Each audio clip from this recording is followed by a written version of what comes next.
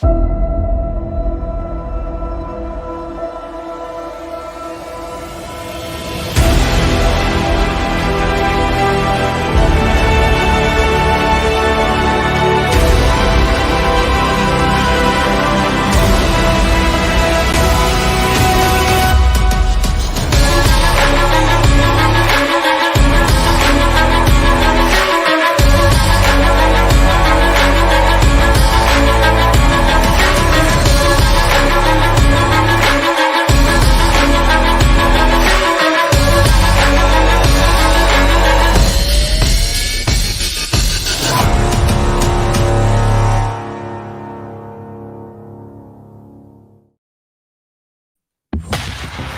the Black Swan Media Studios, deep inside a secret underground bunker, we're speaking to freedom-loving patriots from all around the country and the world.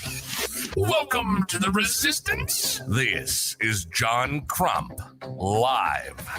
And we are live, and it's a great, great day. We are joined by one of my favorite guests of all time. He is a guy that I have a deep respect for, and his name is not Flying Rich, but Flying Rich is here.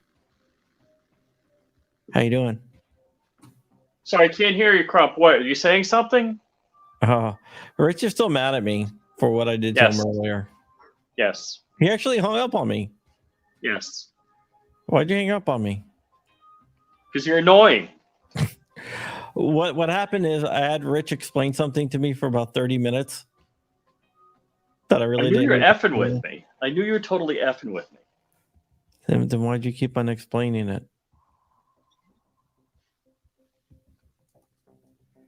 I mean that's the question, right? Well, you said you've never been to Costco. And then Dark went on the Costco tangent. All right. Let's get our guest in here, though. Yeah. So you might know our guest. He has a new book out. He is the guy that engaged the shooter down at Sutherland Springs. He also works for GOA. He is a great guy. Somebody I became friends He's with. a guy that doesn't like shoes. Doesn't like shoes. He doesn't like shoes. He grabbed his AR and engaged a maniac. Yeah, he prefers to shoot the perps barefoot. No shoes, and it's an interesting story. But let me go ahead and bring him on. His name is StephenWilleford. Hi, Stephen. Hi, John. How you doing? It's great to be on your show again. I am doing good. How are you doing? I'm doing excellent. All right. Well, everyone knows who you are, so I don't think anyone out there doesn't know who you are. Well, what you want me to talk about? Yeah, go ahead. Okay. Tell them who you are, then we'll get into your book and everything else. I'm the guy from Sutherland Springs that ran across the street barefooted when a mass shooter was shooting up the First Baptist Church in Sutherland Springs, Texas, where my community, I'm fourth generation in the same little community. I love my community and all the people in it. And this guy just started shooting through the walls and windows of a church. And I confronted him and had a gunfight with him. And he hit the truck in front of me, shattered the windshield of a car behind me, hit the house behind me. He had on Class 3 body armor and a ballistic bulletproof helmet. And I was able you shot around that, right?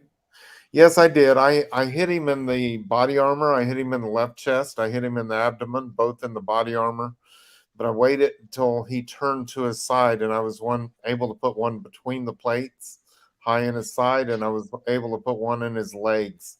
As he got in the vehicle, he slammed the door. I put one through the window where I perceived his head to be. It split across his forehead, right underneath the brim of the helmet.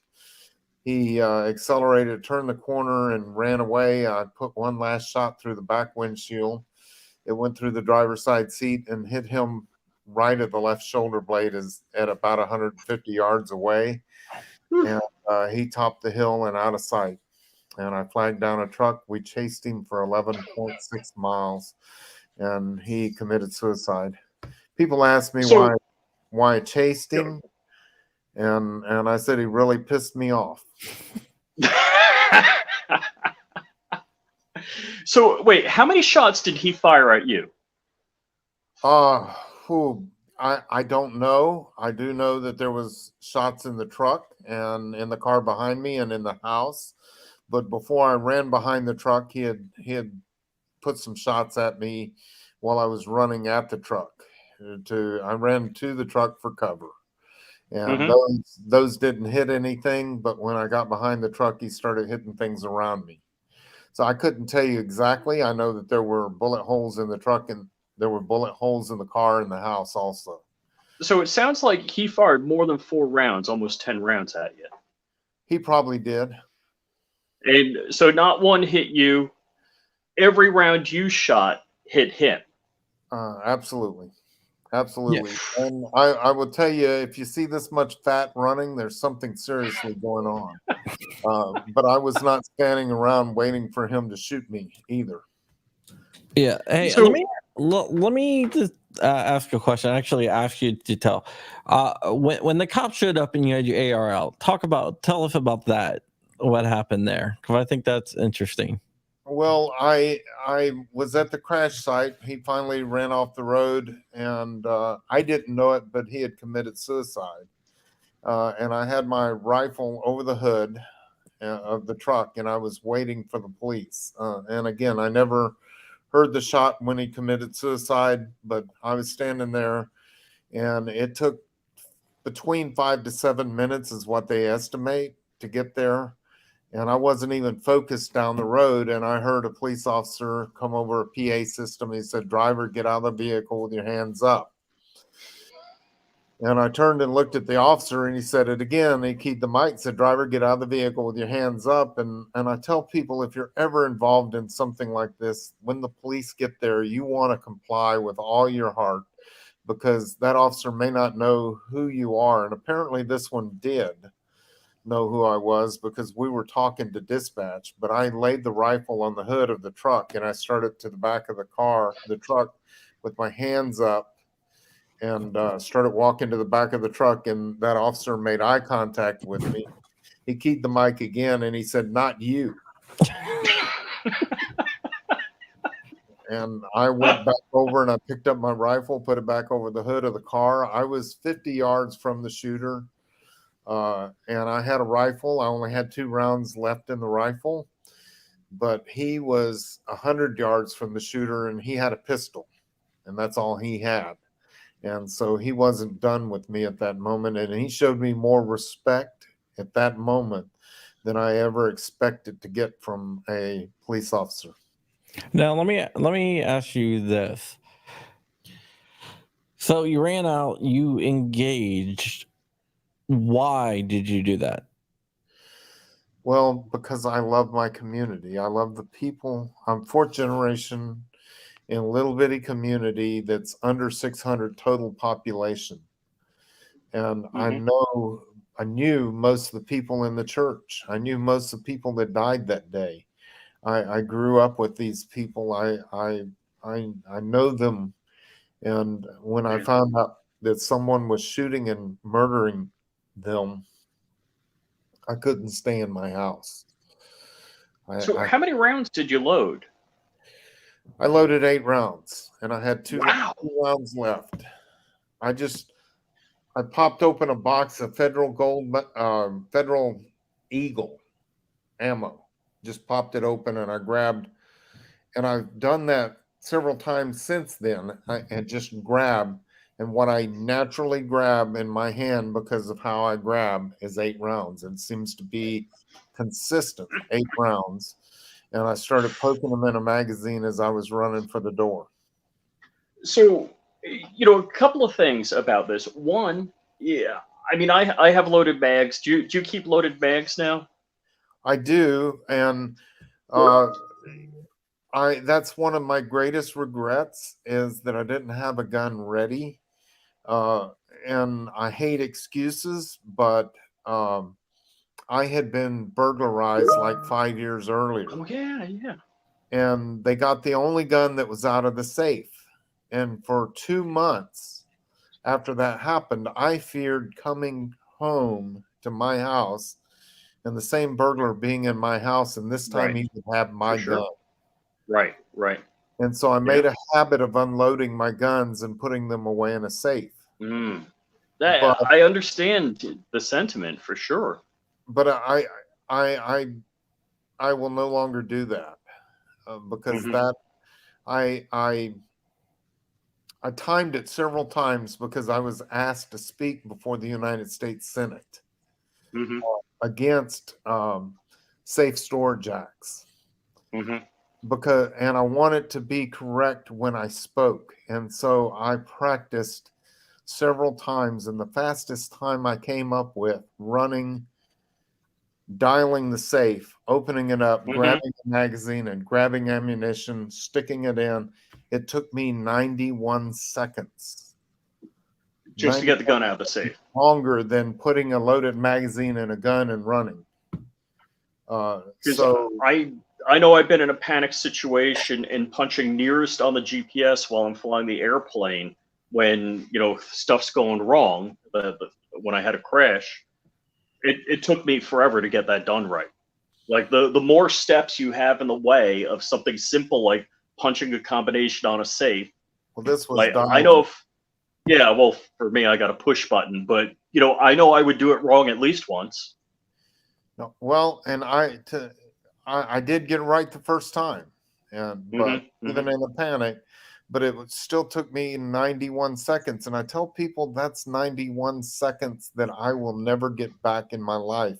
That's the 91 seconds that I regret the most. I talked to Chris Workman that was shot in the back, and he was paralyzed from the waist down. He was the last person that was shot there. And I said, Chris, if I would have been there 15 seconds earlier, you would still be walking. Yeah, right. It's one of those things that make you think about it. You started something called the Barefoot Defender. What is that? Well, I know most of these answers. I ran across the street with my gun. I took the 91 seconds to get my gun, but I didn't take time to put my shoes on because my gun was essential on that day, but my shoes weren't. And people say, really, you took time, you didn't take time to put shoes on. I said, you're lucky I had pants on.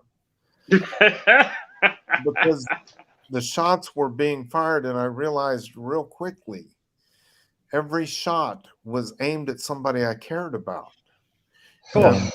And I didn't have time to put shoes on. They weren't important. My gun was important because I couldn't stop him without that. But my shoes were not important. And I just like in the Bible, when the Israelites left Egypt, they didn't take time to let their bread rise. And now thousands of years later, they have the Feast of the Unleavened Bread to let people know that the urgency of leaving Egypt was such that, and so being the Barefoot Defender lets people know the urgency of getting into a fight. What's important in the fight, and your shoes aren't. If you don't have shoes on, get in the fight. It doesn't matter. We got a comment. He says, "I'd come out naked as a distraction." Well, then you'd be a target. So, Stephen, two questions I got for you. One, did you plan on distracting your daughter by saying, "Hey, load this other magazine"? Was that intentional? Yes, it was very much intentional. So I've been a construction worker in the past, and I've been a foreman. And when you have an apprentice that is getting kind of in your business, when you're doing something important, you give him what we call busy work. You send him to do something that he can't accomplish to get him out of your hair. And so at that moment, I sent my daughter to load me another magazine because I love her so much. I didn't want her, one, to be a distraction. And two, if I would have failed, I know she would have run to my side. I didn't want her to see that, and I didn't want her to be his next victim. Let me ask you something. you did all that, and a lot of people on the anti-gun side would be like, well, doesn't that make you anti-gun because this guy had a gun, he had body armor? So when people bring that up, because a lot of anti-gun people point to Sutherland Springs as a symbol of why they Well, want they gun tell half control. the story when they do that. Well, so Colorado was doing that just this last session. They were pointing to Sutherland Springs as why they should need assault weapons ban, is what they called it, and they were using Sutherland Springs as a reason. And I signed up to speak in Colorado, and they said we don't normally let someone from out of state speak. And I said, but you're using my town and my situation. You should at least listen to what I have to say, because that man had an AR-15, but so did I. He used his for evil, but I used mine to save my community. And it's not Amen. about the gun, it's about the heart of the man that's holding it. The gun is just a tool. Yeah. It seems for some reason they think that if they make AR-15s illegal or whatnot, all the bad guys are going to stop using AR-15s, even though they already have them. One of my arguments against gun control is, all right, let's say we ban all guns. How are you going to get them? There's more guns than there are people, and a lot of bad guys have guns, and the only guns that you're going to take is from the good guys. Right. I did AJ Louderback is a sheriff of Jackson County, Texas, and he asked me to come to an event that he was speaking at and to speak. And AJ Louderback scared me really bad, and he has the perfect answer to all that. Because what Louderback said is the drug cartels have a $500 billion budget. Now let that soak in, because we do a $700 billion budget to defend the United States. They have a $500 billion budget. He said, let's go down this liberal, Hive mind. nirvana, this liberal nirvana for a moment. Let's play like what they want to do could actually happen. It can't, but let's play like it could for a moment. He said, let's ban all guns, and all criminals and good guys alike are going to go down and turn in their guns. Now, the whole nation, other than the police department and the military, doesn't have a gun or any way to defend yourself. But that's okay, because we all turned in our guns, correct? He said, when I go do a bust on the border against the drug cartels, we get 3-pinned machine guns, and we get rocket-propelled grenade launchers. The drug cartels aren't getting those from the general public here. They're getting those through the black market, and our military loses M16s every year. In fact, they just said that the ATF is losing guns every year. Oh yeah, they lost tons Imagine of that. guns. And, I and think I so read that. he said, so let's play for a moment that you could dry up the black market. Again, that's liberal nirvana again. It's not going to happen. But let's play like you could. And now we dried up the black market, and the drug cartels sit around and scratch their heads and say, we're sitting on $500 billion. We'll take $1 billion of that $500 billion. We'll build the best manufacturing plant this world has ever seen. We'll employ the villagers around us, because those villagers love them because they protect them and take care of them. And if they've supplied them with jobs building guns, then they could start cranking out their own guns. What gun manufacturer would love to have $1 billion for CMC machines and the things to build their own firearms? That would happen. And they would supply the criminal element with guns anyway. and where would we be? Disarmed and unable to defend ourselves, our country, or anyone else. Now you've written a book. Let's get into the book, because that's why you're here. I bought the book. I haven't started reading it yet, to be honest. I just got to finish up. I read a book a night, but I have it, or a book every two nights usually. But I have them all set. So the next book I'm going to start reading, I'm going to finish up the book that I'm reading, a Brad Melzner book right now, and then I'm going to start reading your book tomorrow night. So I should have it done by by like Thursday. So I'm really looking forward to it. But tell us a little bit about what your book is about. The book is called A Town Called Sutherland Springs, and people need to know that it is about a beautiful little town. And the subtitle is Faith and Heroism in Tragedy. And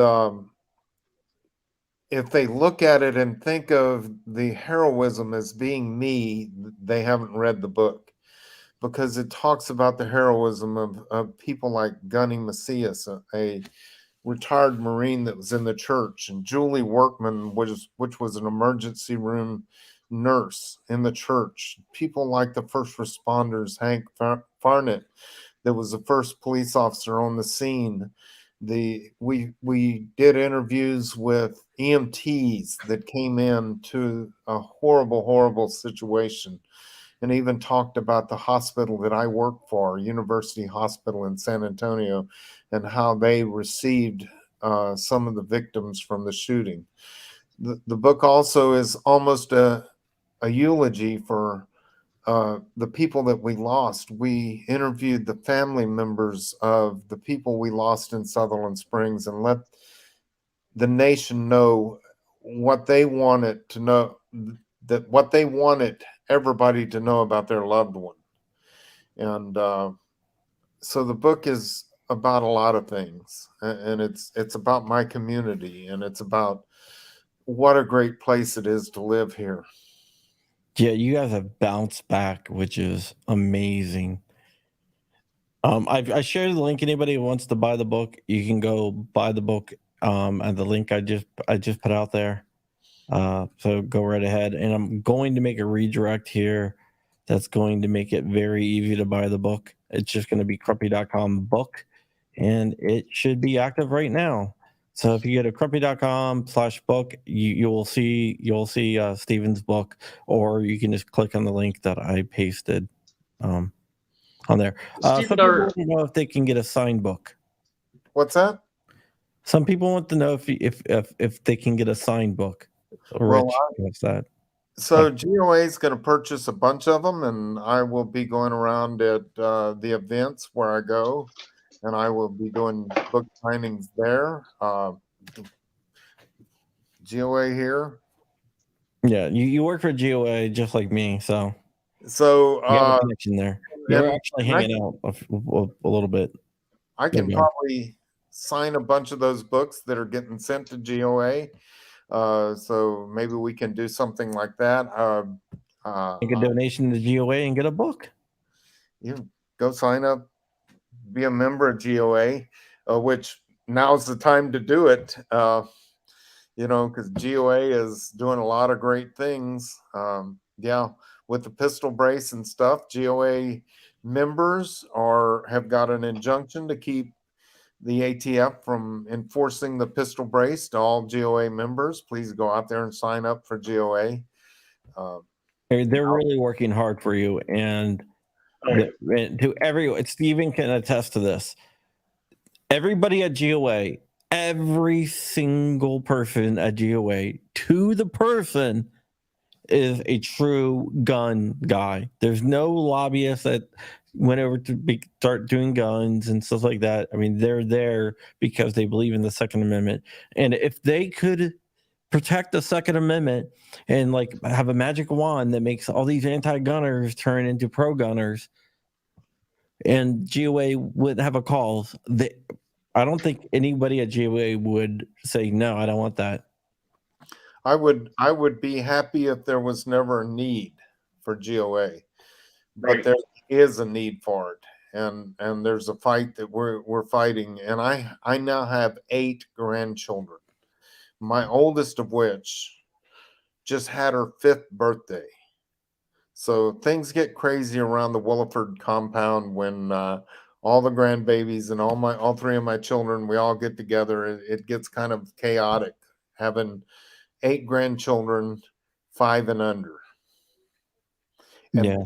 and they are who I'm fighting for. Yeah, I have a 6-year-old and Matthew, who all of you guys know. You guys all know Nicky, but you all know Matthew because Matthew comes with me to everywhere usually. He's about to turn 10 next month. And by the way, And I made these. I want to get a scan of you, Steven, so I can make you.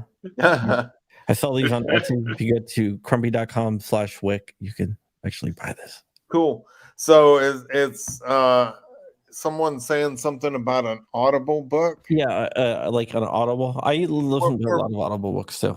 We've already got that in the planning. And what's cool about it is I'm going to read it. Cool.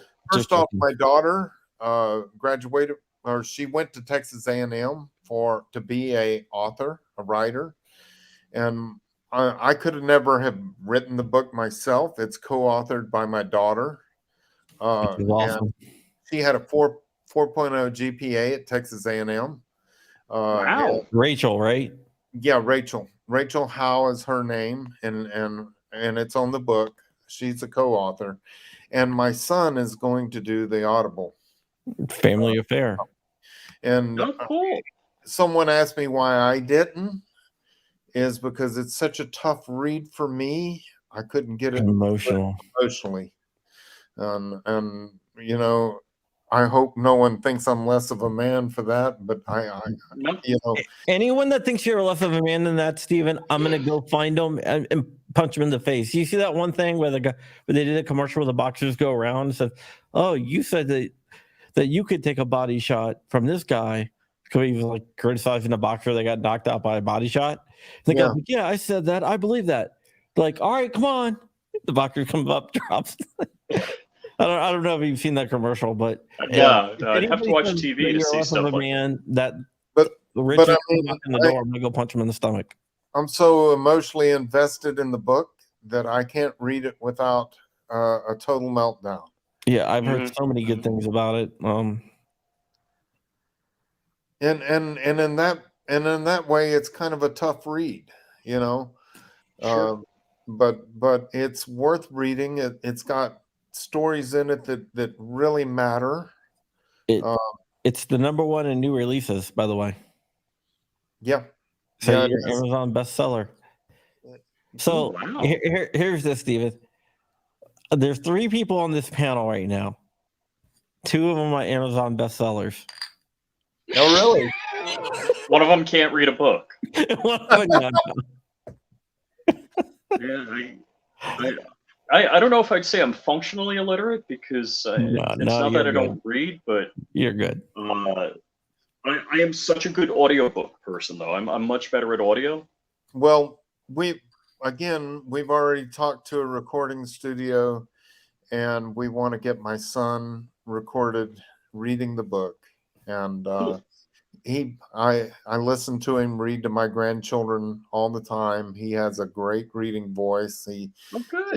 It's not just a flat monotone read. He does a really good job. And so we're talking about getting it out there on audio. It is not at this point, but we want it to be. So, Steven, I got 2 questions for you. One I've been meaning to ask you. First off, what GOA events are you going to be going to in the future? Well, the next one I've got is GunCon, and that's going to be in Iowa. Nice. I'd like to go. I'm not, but and then I'm going to. Oh man, I got several of them, but I've got several here in Texas. They keep trying to tell me just remember you're part of the national team. And I said, let me do things in Texas too, because at some point Texas may pull the pin and we may not be part of the nation anymore. I was supposed to Ow. be down in Texas last weekend, but I had some stuff come up. But Oh yeah, Crumpy, the top secret mission, right? Yeah, that happened. I was not there. I had some stuff coming up. My father-in-law had like brain surgery, so couldn't really leave. But Wes was down there, and JV was down there. we got a great team here. I guess we can say what it was. They were training teachers. They were down there watching a training class of teachers from a certain town. Yeah, that's out in West Texas. And then I've got coming up in July, I'm going to be in Nashville, Tennessee, at the Faith-Based Security Network, or SOS. They call it SOS also. It's a church training for active shooting and stuff. Hey, Stephen, can you get me information on that? I might be interested in that. Yeah. Okay. Yeah. My church kind of bans firearms. It's a Catholic church, but the priest there once did tell me, he goes, "Hey, I know wherever you are isn't exactly a gun-free zone." It's really cool because we had Texas come, or Ted Nugent come to the Texas Capitol and speak for GOA. Ted Nugent said he did, and he put his guitar up there at the front of the stage and just waited until we kind of took a break, and I was supposed to go introduce him, and instead he just picked up the guitar. He said, "I don't know how this is supposed to work, but here it goes," and he started playing the guitar and stuff. He started in with some riffs from Stranglehold, and then in the end he told everybody, "Pull off your hats," and he did the national anthem, and it was permeating through the whole hallways and everything of the Capitol. And Ted Nugent said, "Just remember, if I'm there, it's not a gun-free zone." Yeah, Ted used to be like big NRA supporter, but now he's doing stuff at GOA too, which is kind of cool. Oh, cool. Yeah. He's a pro-gun advocate altogether. Anybody anywhere that is fighting for the Second Amendment, Ted Nugent is there with them. We gotta get him. Remind me to get him on the show, Rich. No, all right. What's your connection to Ted Nugent then? We know people in common. Well, I thought you had a relative that was a friend or something. No, that was of Aaron Neville of Aaron Neville. So I another musician. So I was doing a fundraiser to help Chris Workman build a house, a handicap accessible house. He's a young man that got shot in the back and was paralyzed from the waist down. And I was trying to help raise funds, and I was going to dinner with my family, and the phone rings, and I looked at it, it said no caller ID. And my world, I have to answer those phones anyway. And my wife said, "Make it short. We're having dinner with the family." And I answered it, and it's like, "Hey, brother, this is Ted Nugent." And I looked at my wife and I said, "I'm going to take this one outside." He ended up donating 2 signed Ted Nugent guitars for the fundraiser for Chris Workman. And I have become a personal friend of Ted Nugent's. That's what I said. Cool. That's what I said. I got a friend in common. Yeah, was that what you said? When I call him when I call him up, he answers the phone. "How's it going, brother?" And I'm like, "Ted Nugent calls me brother." That's fun. But we're part of the same spirit, if you will. Mm-hmm. And I gotta say, like, Crumpy and I hung out with you at the gathering at the GOA booth there, and you're just a genuine nice guy. I'm just so, like, if people are watching and they're like, "Oh, who is this guy?" It's exactly as he comes off, just plain nice guy, and you're so kind to everybody that came by. It was really nice. Thank you, and You know, I had a guy from France that did a documentary on Sutherland Springs, and he told me, he said, "You're not what I expected." I don't know what they expect. I mean, Well, Oh, I they expect like Chuck Norris cowboy, right? well, I asked him. I said, "What did you expect?" He said, "Well, I expected Rambo." Yeah. And I said, "Well, just remember," his name was Henri. I said, "Remember, Henri, the one that cares the most, that loves the most, will be willing to sacrifice the most." I didn't shoot that man because I hated him. I shot him because I loved everybody that was in that church. So Tony, you met Tony Simon? Oh yeah. Tony Simon, he goes by Hey, the Tony. biggest pound for pound gun bunny in existence. Yeah. Tony, big black guy? Yeah. He took me to Gay Street. No, we were in Pennsylvania and we had to go to Gay Street. So I called my wife, Steven. I said, So "Some big that's the black joke guy every came time. at me and taking me to Gay Street." My wife's like, "All right, yeah, whatever, John." She was like, "Call me when you get back to your hotel." So Tony comes on our show every once in a while. He'll have you in tears hilarious. laughing. Funny guy, just a wonderful guy. Tony is the guy that whenever we have him on the show, I got to tell my wife, like, we're gonna go way long. Dude, we did a 3-hour podcast one time with Tony, and it started out with, I saw this video of this Karen woman, and 3 hours later, he finished the story with, "And that's how you get communism." So somehow he connected a Karen video to the nation falling to communism.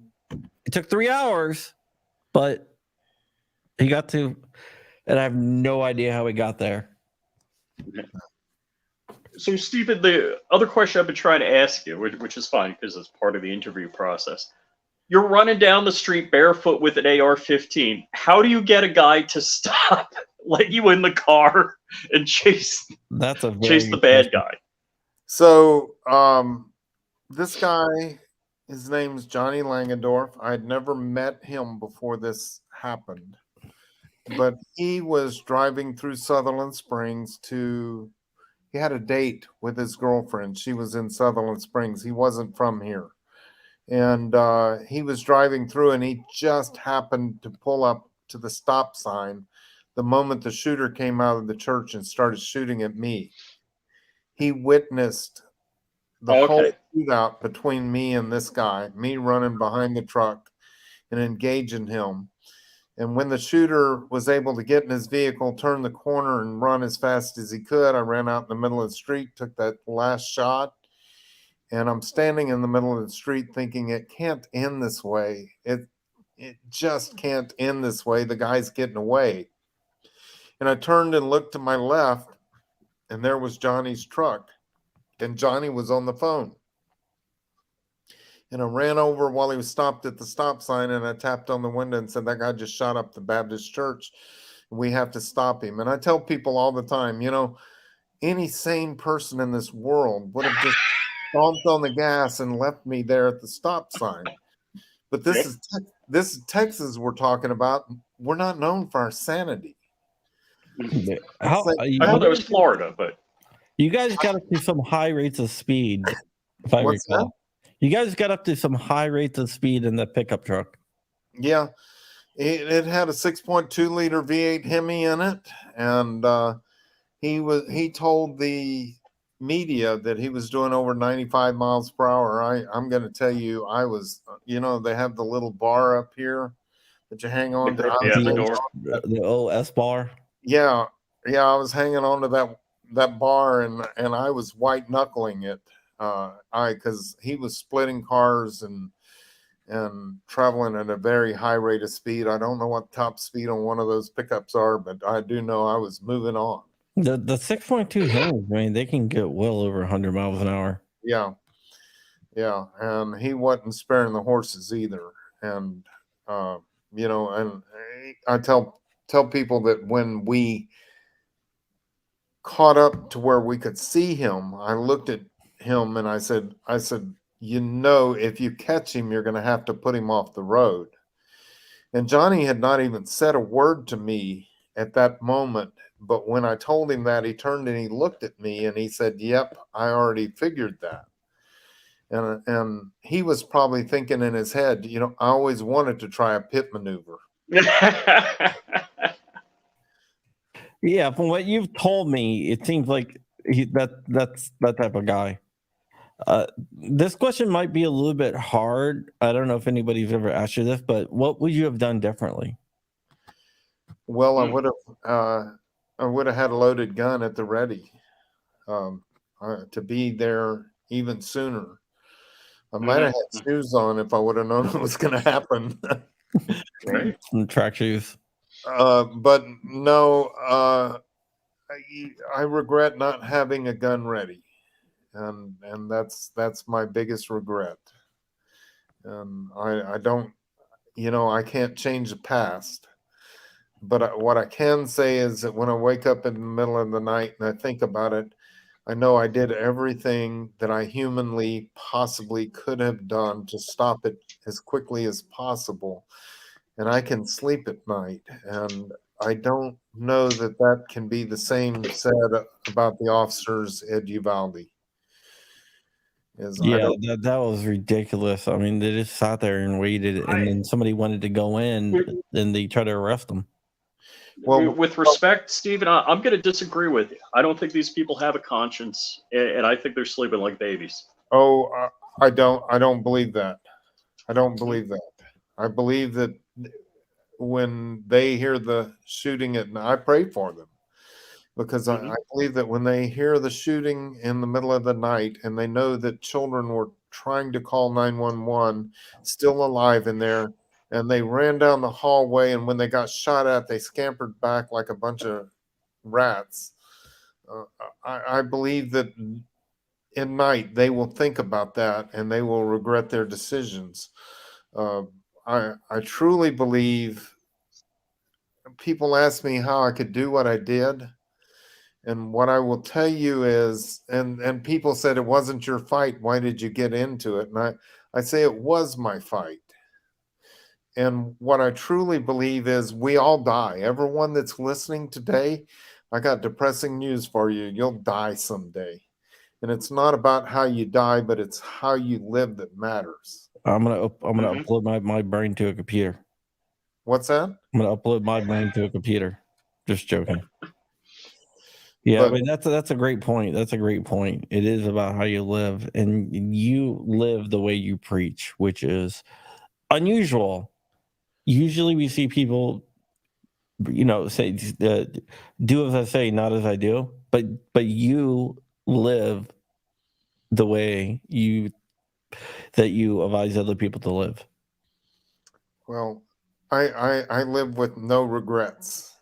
And not very many people can say that. I mean, and I truly believe it is my faith in God, my faith in Christ, that because when I die, I know where I'm going, and I have that assurance. And if you have that assurance and you know where you're going, then you can live life a little bit more boldly. Yeah, you definitely can. And to have a gun at the ready is something that's very important. In fact, in Philadelphia, just today, or actually last week, but I just read about it today. A guy attacked a woman in Philadelphia with a crowbar, and she happened to be a concealed carrier, so she was able to put down the attacker and save herself. Now, if she didn't have a gun, who knows, Wouldn't have right? stood a chance. Yeah, the gun is a great equalizer. Yeah, absolutely, and you can't just assume that a 110-pound woman is a victim. If she has a gun, she is equal. What's that old saying? God created man, same cult made us all equal. God created the big man, God created the little man, and Samuel Colt made us all equal. That's what it is. I knew you would know what it is. I have one too that I've learned to. I quote from Tombstone, White Earp. White Earp had a saying. He Great said, movie. "Huh." Great movie. Well, White Earp had a saying. Apparently, he said, "Fast is fine. Accuracy is final. You must learn to be slow at a hurried pace." And I've been in a gunfight, and I was taking very slow shots, and I was being shot at very quickly. And all that rounds that he spread at me, thank God he wasn't trained. Now, how much training have you done? Well, so when I was a very young adult, I started shooting a whole lot. When I was 5 years old, I was trained by my father how to use a 22 rifle. And I grew up on a dairy, and we used it to hunt with rabbits, and we ate rabbits, and we also kept predators away and things. And when I became a young adult, I was just really enjoyed the shooting, and I started going to the range quite often. I took a lieutenant colonel from the Air Force that was a chaplain to the range one day. And he said, have you ever competed in any kind of competition? And I said, no, I never did. I'm not good enough. He said, if you don't start competing, you will never be good enough. And that was profound. And it started me into competition. And then we branched out and started training kids to shoot with a kids league. All three of my children were distinguished experts by the time they were 8 years old. And I started training people in defensive classes and things after that. So I was training, I was training myself, and people said, really, you go to training classes? I said, anytime I think that I'm arrogant enough not to learn something from someone, then that's the time that I really need that training, is because I will find something new that I don't, and I can always learn something new. And someone asked me in one of my self-defense classes, how do you know you would ever react if you were in a bad situation? And what I told them is I can't promise you or guarantee you that I will, but why do people in karate or taekwondo or martial arts, why, when they move from belt to belt, do they practice those moves on a table or on a floor, showing people that they can do the moves on the floor? They practice them, and they're not fighting someone, because they're training their brain to do something, not to think about it, but because if I throw a punch at you, and you have to think and react, you're gonna get hit. And the punch lands before. And I said, so I'm training like that. And Muscle memory. I cannot guarantee that I will react right, but my training tells me that I'm much more likely to. And that's why I don't believe that you should have to be trained to carry a gun. But I truly believe that if you want to be a responsible gun owner, and that you actually think you're the type of person that would engage a shooter, you probably should go trained. And no one knows what they would do if they were put in that situation. No matter what you think you would do, you just don't know. So train, and maybe you're the one that will engage a shooter. Yep. My mom engaged a home invader with a Saturday Night Special. Yep. So I don't know if you saw that video, but she shot the guy. He ran. She chased him and shot him again. Good. Very cool. Yeah, I So did a video with her, and she talked about it. And she had to do what she had to do. She was protecting her young kids, and you're protecting your flock as well. You were protecting your community. I met a young lady named Val Evans, and they're in. Oh yeah. Do you know Val? Mm-hmm. So I don't know her personally, but I know her story. So she was home. Val is all of 5'2", and she was home with her 2-year-old daughter. Her husband was a police Colorado, officer. right? No, Virginia. Oh, that was Colorado. She lives in Virginia. She's from Virginia. She's all of 5'2" tall, and she was home. Her husband was a police officer, and he worked the night shift. And somebody started trying to bang in her door, and she ran and grabbed her father-in-law's old service pistol. Oh yeah, okay. I got two people mixed up. Huh? I got two people mixed up, but now I know what you're talking about. So her father used to be a police officer also. And she grabbed it and stepped out in the hallway, and she heard crashing glass. He busted through her window and came in, and she yelled, "I have a gun, leave us alone." He charged her down the hallway, and she shot him twice and then held him for the police to show up. And I asked Val, I said, just curiosity, and honestly, you don't have to answer me if you don't want to, but you shot him twice. I said, where did you hit him, if you don't mind me asking? And she said, that was the funniest thing. She said, because at the range, I always pulled down and to the left. And she said that day was no different. She said, I shot him through his right hand into his abdomen on the right side. It was the first shot. And then she said, I hit him in the right groin. And I said, so now he has a new gang name, huh? Lefty One Nut? Well, we don't have to worry about him like reproducing. Well, he didn't get any time when because they, and I talked to her long about that. When he went to court, they didn't give him any time because they couldn't prove intent, what his intent was to break into her house. Where was this? Is in Hampton Virginia. Roads. Hampton Roads. Virginia. Yeah, I thought it was Colorado. I got two things mixed up on another story. It was in Hampton Roads, Virginia, which is in it was near Virginia Beach area. I don't know if I'm just damn psychic, but I know his intentions. Well, whatever his intentions weren't good. He tried to bang in a door, and when he couldn't get the door, he busted through the glass.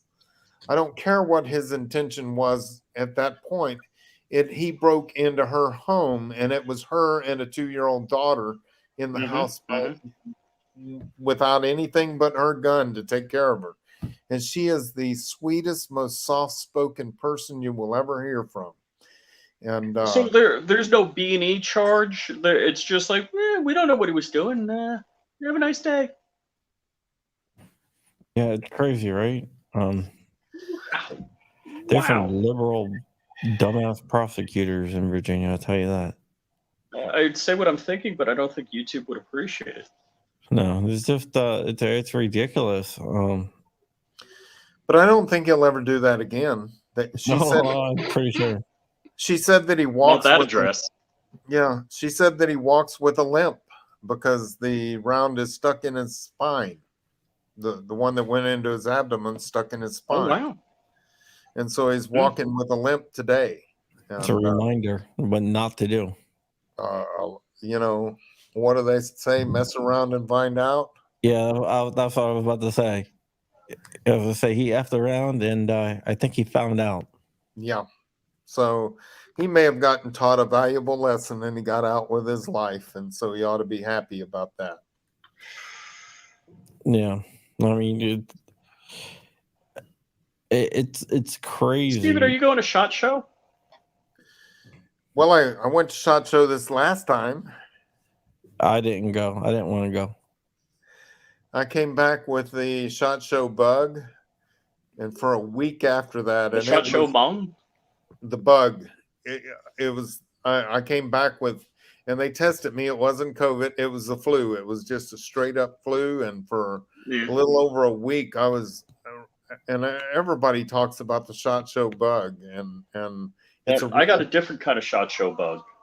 It was from a cheap hotel called Bed Bugs.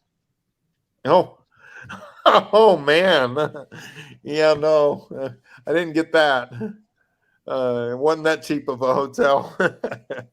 Yeah. You obviously didn't stay where I stayed. Yeah, well, Yeah, I think I'm gonna go to SHOT Show this year. Maybe. I don't know. Probably not.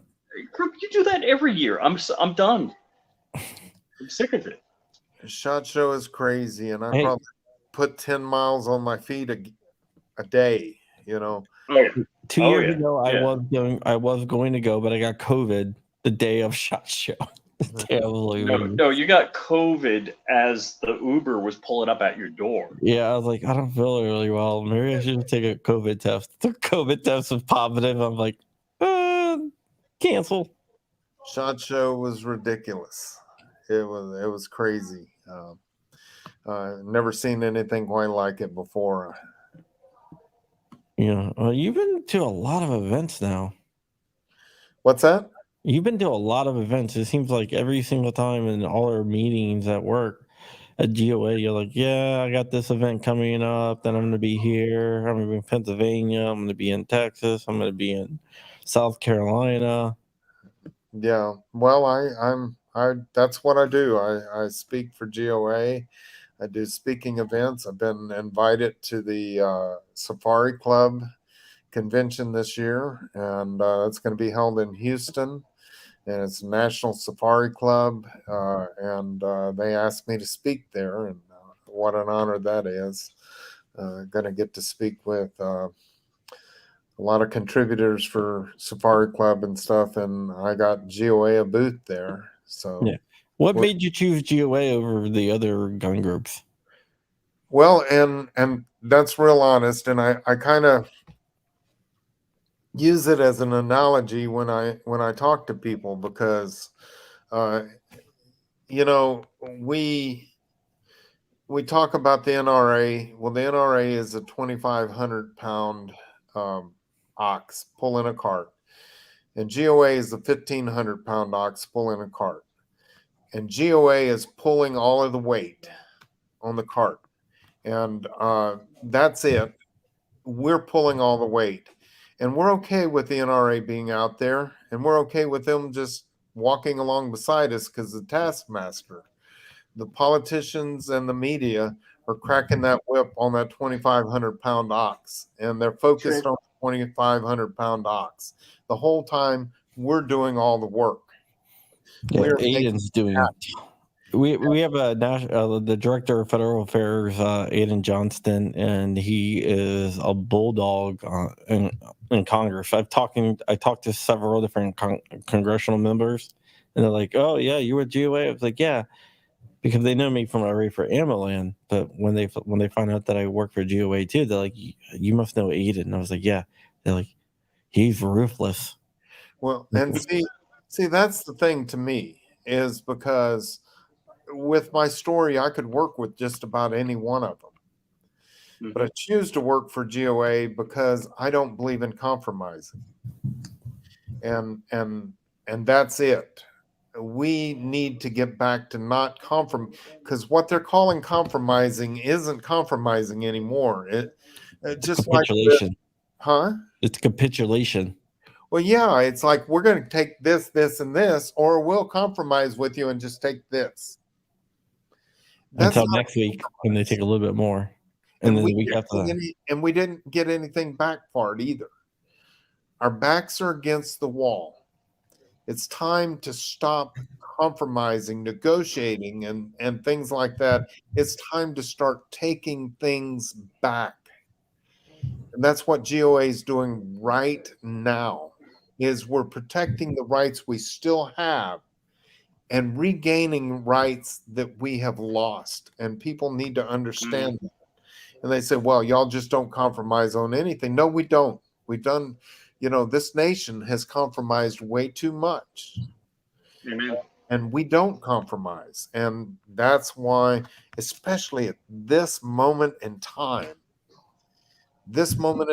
when GOA is doing so much good, taking things back, is why I am with GOA. Yep. Because I want to be part of it. Sometime we're going to look back in history and our grandchildren are going to say, my grandfather stood with GOA on this and we got that back. Yeah, I just want to answer a question. Somebody was asking about the injunction. Who does the injunction cover? And that is the Pistol Brace injunction, and it covers all GOA members. Also, DLD After Dark wants to invite you on his show. He has a really good show. He's a good friend of mine. Well, get us connected. I'll do that. I'd love to. I will connect you right after we get off here. I'll send the email with both of you, and you guys can work it out because he has a good show. I like his show a lot. Rich co-hosts it sometimes because Rich co-hosts every show on YouTube. I've been on a lot. I'm a known repeater of co-hosting. I've been on a lot of shows. I was on a liberal show one time, and the first thing he opened up with is vigilante. StephenWilleford was a vigilante. I was like, whoa. He called you a vigilante? Whoa. No, he doesn't understand the definition. Well, and then later, it's like, it's not a fight I wanted. It's not a fight that I picked. And then later on the show, he said, I don't want some Larry Moe and Curly like yourself coming to save me if I'm in a church. And I said, really? Larry Moe and Curly. I said, I hit the guy 6 out of 6 rounds. I didn't hit anybody else. I stopped him from murdering people. And I'm Larry Moe and Curly. You think that the police department could have done a better job than I did? I don't think so. They have a national average of 17% hit ratio. Well, ask the police what they thought of you that day. Exactly. The police were glad they didn't have to roll up into it actively happening. Yeah. And I'm not trying by any means. I want to make this perfectly clear now. I am not trying to say anything bad about law enforcement. As Sure. Opposite. I am so glad that we have men and women in blue that are willing to put their lives on the line for you, and they don't even know your name. Yeah. Stephen, do you think that guy, the liberal interview, was just trying to get you ruffle your feathers and get you to because you're a real mild mannered guy. I'm thinking the guy was just trying to antagonize you and get an outburst out of you. Well, I'm sure he was, but my problem is to say that I'm Larry Moe and Curly, and he would rather have been in that church and take his chances with the shooter than have someone that's not law enforcement like me come and stop it.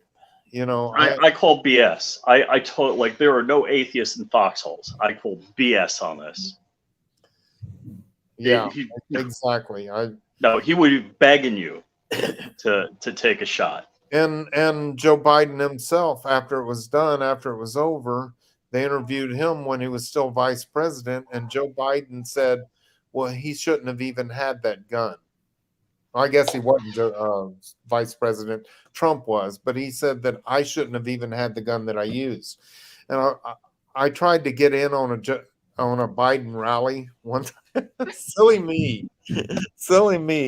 I tried to get in on a Biden rally because I wanted to ask Joe Biden if his wife and Hunter would have been sitting in the pews if he would have cared what kind of gun I used to stop the shooting. Well, Hunter would have been armed. So, and I had to sign up as to get to go to the rally, and I didn't think that they would even know who I was. And because you had to sign up online to get tickets to go in, and you're on the naughty list. Well, I was waiting on my tickets, and I got a call and said, Mr. Willeford, are you coming to this rally? And I'm thinking, do they call everybody? I said, sure, I'm coming to the rally, but I haven't got a ticket yet. And they said, oh, Mr. Willeford, when you get to the rally, we want you to come here and we'll meet you at the side door and escort you into the rally. I'm like, they know who I am. It's like, they're not going to let me get close enough to Joe Biden to ask him a question. Right. And so I didn't go to the rally, because I wasn't going to get my moment to ask him. They would put you on stage behind him and try to make something that you support him or something like that. But yeah, thank you so much for coming on. You can follow Flying Rich at Flying Rich, Firearm Flying Rich on every social media. Stephen, everyone needs to pick up your book. I've been pumping it through there. If you go to company.com/book, it will redirect you to the book, or you can just click on the link that I'm sharing out there right now. Everyone needs to buy your book. I also have a web page. Yeah. It's thebarefootdefender.com. And if you can go to thebarefootdefender.com, you can find the book there and sign on and get the book there. But you can go to amazon.com and find it at Amazon. Yeah, that's what the link that I made, it redirects to Amazon just to make it easier in case people, so people can just, instead of going to the big Amazon link, they click on that little thing. It would put them right there on Amazon. I sure do appreciate it. But yeah, I have the book. I am going to read it. Rich is going to get the book. And please, after you read the book, please go to Amazon and give a review too. Yeah, I plan on giving a review there and also on Goodreads, which is another. Hopefully, it'll be a good review. It's going to be a good review. Come on, man. Come on, man. I run into you enough places. I don't want to. Right. Don't want to make him mad. Yeah. Yeah, I don't think you can make it. Stephen is like so mild mannered in a good way. Even killed, as the kids like to say, or maybe the kids don't really say that. Thank you so much. But thank you so much for coming on. You're welcome anytime you want to come on. I'm going to hook you up with the Dark from DLD After Dark, and he can get you on his show. He does a really good show. Good friends. He's a real life friend of mine. I went to elementary school with his brother, so I've known him for a long time. All right, guys. All right, thank you so much. You, we will be back on tomorrow. I was about to say next week, but I forgot it's not Thursday. Yes. I don't know. I'm confused. Too long of a weekend, puppy? Yeah. I don't think we're not going to do shows next week. Screw it. Okay. I'll be in my Delaware house. So I'll be just sitting there looking at the ocean. All right. And see you, Tony Simon. All right.